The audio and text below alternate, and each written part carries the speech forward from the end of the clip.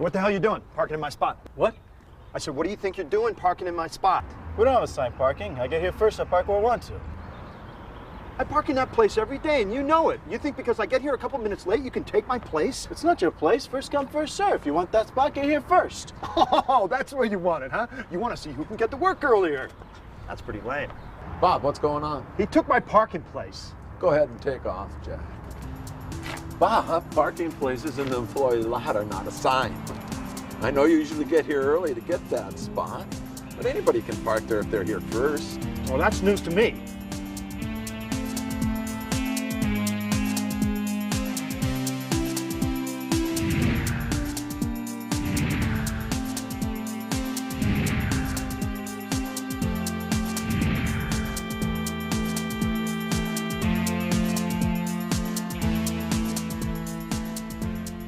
The driver we just saw has been with his current employer for several years. He has a spotless driving record and usually gets along well with his coworkers.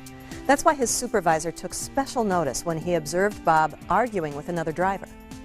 As a supervisor, you have a key role in identifying a driver with an alcohol or substance abuse problem, because it is what you observe personally that triggers a reasonable suspicion test. Here's what the regulation says. The employer's determination that reasonable suspicion exists must be based on specific, contemporaneous, articulable observations concerning the appearance, behavior, speech, or body odors of the driver. Let's break this down. Reasonable suspicion must be based on behaviors or attributes you can see, hear, or smell. These behaviors must be happening as you observe them. You can't send a driver in for a reasonable suspicion test based on what someone else has observed and reported to you, or based on a gut feeling you have about a driver. You have to observe the behavior personally, and you have to be able to describe that behavior to others if necessary. Alcohol and drug professionals have studied the behaviors that may indicate an individual is abusing alcohol or using controlled substances, such as marijuana, cocaine, opiates, amphetamines, or phencyclidine. Reasonable suspicion is a question that comes up frequently with supervisors. I feel that the key point about it is to really know the people that you're supervising and to know them on a personal level, because what you're really looking for is a deviation from what is normal for that person. And so being able to interact with them on a daily basis and kind of know about their interests and their children and what's going on in their life, so that when changes do occur, you're able to kind of compare it to something. Some of the things that would clue me into suspicious behavior would be definitely a strong sense of, a smell of alcohol, glassy eyes, red bloodshot eyes maybe, looking very, very worn out, tired. Definitely a change of behavior would definitely be, where he is acting a certain way and never acted that way before. That would definitely be a sign. Say a person comes in and they are very short-tempered, being aggressive, when that's not the employee's usual behavior, but a cluster of behaviors that are observable: excessive thirst, glassy-eyed, essence, the smell of leftover alcohol, the smell of leftover marijuana, a change in behavior that is not typical of this employee. As a supervisor, you should be aware of changes in appearance, changes in maybe a driver's behavior, obvious things as maybe an odor. Those should be some examples or tips that would ask some questions if maybe a driver is under the influence of something. There's quite a few different observations that we train our supervisors on, and each of our supervisors are given a card so that they can refer to that at a moment's notice. As a supervisor, you must observe your drivers with these behaviors and attributes in mind. Telling a driver that he or she must report for a reasonable suspicion alcohol or drug test is not easy.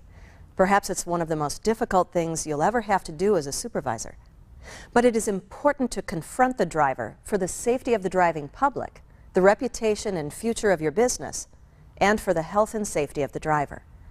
Professionals in the field of substance abuse counseling have developed some effective techniques for approaching the subject of alcohol and drug abuse.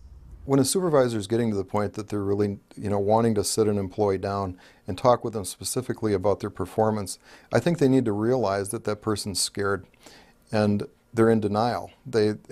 So they may tell stories and they may lie because they're feeling threatened. And also the nature of drug abuse and addiction really is denial. It's kind of like having cataracts. They don't really know they have the problem. They know their boss is a jerk. They know their wife complains too much. They know they've got these other problems, but they don't see their drinking as contributing. Well, for employers to make a successful contact with an employee that they have suspicions of using and coming to the employment site under the influence would be to approach the employee and say, would you mind stepping into my office for a few minutes? There's something I would like to talk to you about. And getting the employee into a safe situation where the employee is not embarrassed. So that's the first step. Let's see how our supervisor handles the difficult job of confronting Bob. Bob, let's go to my office. Not now. I got to get a load to Memphis. I'll assign your load to another driver. I need to talk to you in my office, in private. It's important, Bob. Great. This is just what I need. The supervisor has serious concerns about this driver's fitness to drive, so he's done the right thing by removing Bob from all safety-sensitive functions. And Bob has the right to have this issue discussed in a confidential setting, so the supervisor has appropriately suggested moving the conversation to a private setting. Bob, I've noticed over the last couple of weeks that your performance has been slipping. You've been late to work, you've been late on your deliveries, and your appearance isn't nearly as professional as it was when you first started working here.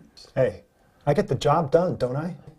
You used to get along with everybody. But this morning I saw you arguing with Jack over parking places of all things. I park in that spot every day. Now he thinks it's his spot. Bob, this is not about parking. From what I've seen, I have no choice but to send you in for a reasonable suspicion test. What are you trying to say? That I'm drunk or on drugs? I don't know. But the regulations require me to send you in for testing when I make observations that lead me to reasonable suspicion. Now, you can refuse to take the test, but if you do, it's the same as testing positive. I'll take your damn test. Good. I'll have Wilson drive you over to the test facility. I don't want you driving there yourself. Wait here, I'll make the arrangements. The supervisor had been observing Bob's changed behavior for some time, so he knew that Bob had been late arriving for work and late with deliveries. The argument that he observed this morning confirmed for him that it was time to act. During their conversation in the office, he mentioned his observations so that the driver knows the specific reasons that the test is being ordered. Finally, the supervisor arranged for another employee to drive Bob to the testing facility. The supervisor faced the toughest part of this process by confronting the driver, but his work is not complete. Every company must have a systematic approach to documenting situations where reasonable suspicion testing is required. This documentation should include the names of the individuals involved, the appearance, behavior, or speech patterns that triggered the test, and the actions taken by the supervisor. This documentation is required for both alcohol tests and controlled substances tests. It must be completed within 24 hours of the observed behavior or before the test results are released, whichever is earlier. Also, the supervisor or company official who made the observations must sign the documentation. Let's look at another situation where there's no question about the need for a test.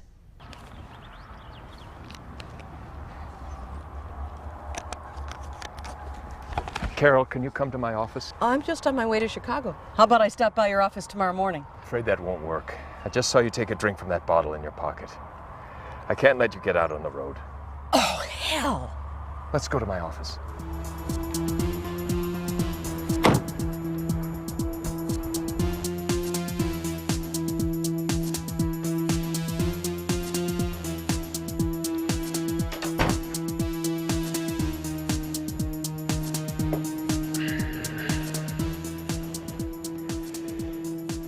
I've got to send you for a reasonable suspicion alcohol test because I saw you taking a drink while on duty. I'm not drunk.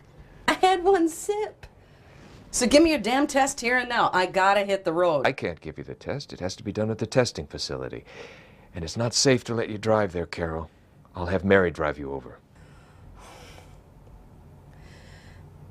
Look, Don, I've been having some problems at home and maybe I have a little drinking problem. Okay, I admit it. Maybe you could put me in touch with our employee assistance program. The program is there to help you. But admitting you have a problem doesn't mean you don't have to take the test. I'll call the test facility and tell them that you're on your way. Let's review this supervisor's performance. He personally saw the driver take a drink. Direct observable behavior. He had no choice but to confront the driver. He immediately removed the driver from all safety-sensitive functions and met with her in a private setting to discuss the next steps. Some companies have a policy within the regulations that allows employees to admit to an alcohol or substance abuse problem and seek help. However, making such an admission as Carol did does not allow her to escape the reasonable suspicion test. If you observe behavior that rises to the level of reasonable suspicion, you must refer the driver for testing, even if she admits to a problem when confronted. Also note that because the driver in this example is female, the supervisor arranged for another female employee to drive Carol to the testing facility. Best practices indicate that a same-sex person drive when an employee is ordered to undergo a reasonable suspicion test to avoid any additional unwanted problems for the supervisor. Sometimes the behaviors are more subtle than the ones we've observed so far. Let's watch another driver. Boy, I didn't think I was going to get here, but I made it. The last 100 miles just flew by.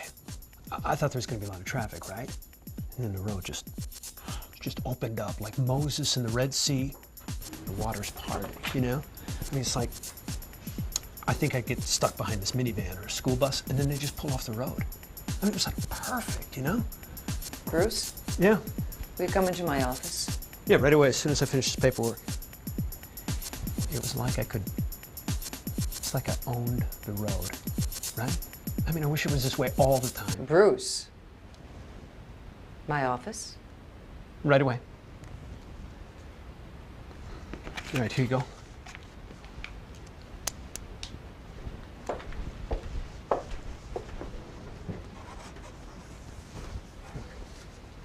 Bruce, how long has it been since you slept? Oh, I don't know. Be nice to get home and get some sleep. That last 100 miles was something. You know, fortunately, there wasn't a lot of traffic. It just kind of opened up for me. You know, it was like I was meant to get here on time, you know? Bruce, I've been watching you today. You're not acting like yourself. Do you feel all right? Yeah, I mean, I'm a little tired, but otherwise never better. I don't like doing this, Bruce, but I'm going to send you for a reasonable suspicion drug and alcohol test. Why? Because I'm tired? Your behavior is different than usual. You seem agitated, like you can't sit still, like you're hyper. I don't know what's going on, but I know I have to send you for the test. You can't make me go. Right. I can't make you take the test. But refusing to go for the test has the same consequence as having a positive result. Okay. I'll take the test. Just tell me where to go. I'll have Tom take you over there right now. Wait here while I set it up.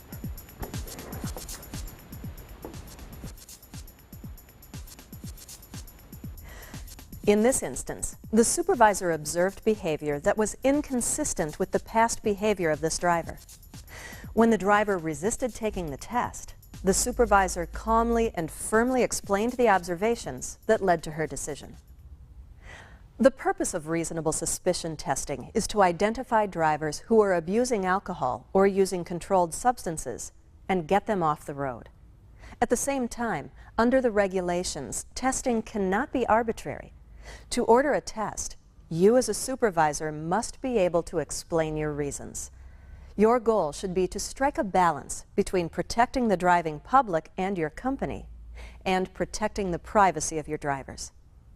This is not an easy balance to strike, but remember, at any given time, it's estimated that 2 to 3% of the drivers on the road are driving under the influence. That's a frightening thought. Among professional drivers in the transportation industry, the numbers are much, much lower. But even one drunk or impaired driver is too many. That's why your role in reasonable suspicion testing is so important. Want to see me? Yes, have a seat.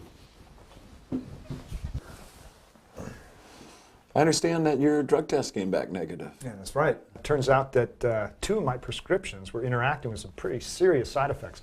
My doc changed the prescriptions, and now I'm doing a lot better. Glad to hear it. Explains why you were having problems. Yeah, that's right. Now I'm doing fine, but before, I mean, I was jumpy, wasn't getting much sleep, but everything's okay now. So Doc says it's okay for you to drive? Driving's no problem. That's good news. We can have you back on the road tomorrow. You know, it wasn't easy to send you in there for testing, but we have to follow the regs. Yeah, I know. Not all reasonable suspicion testing has such a favorable outcome. But the important thing is that impaired drivers be identified and taken off the road. This protects the public and may direct impaired drivers to get the help they need. By following the regulations, you not only obey the law, you might just save someone's life.